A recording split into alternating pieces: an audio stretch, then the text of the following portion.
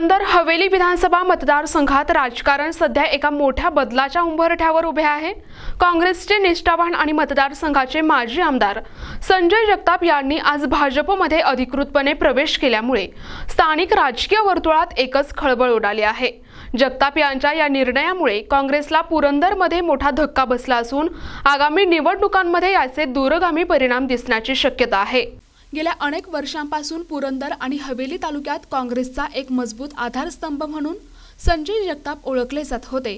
त्यांचा जनसंपर्क आणि मतदारसंघावरील पकड यामुळे ते नेहमीच चर्चेत असत। त्यांचा भाजप प्रवेश हा केवळ एका व्यक्तीचा पक्षांतर नव्हे तर पुरंदरच्या राजकीय समीकरणात आमूलाग्र बदल घडवणारा क्षण मानला जातोय। आज सासवड या ठिकाणी आयोजित एका विशेष कार्यक्रमात भाजपच्या ज्येष्ठ नेत्यांच्या उपस्थितीत संजय जगताप यांनी भगवा झेंडा हाती घेतला। या प्रसंगी बोलताना जगताप यांनी विकासाच्या मुद्द्यावर भर दिला आणि प्रधानमंत्री नरेंद्र मोदी यांच्या नेतृत्वाखाली देशात होत असलेल्या प्रगतीचे कौतुक केले। भाजपमध्ये प्रवेश करताना त्यांनी पुरंदर आणि हवेली तालुक्याच्या विकासासाठी कटिबद्ध असल्याचे सांगितले।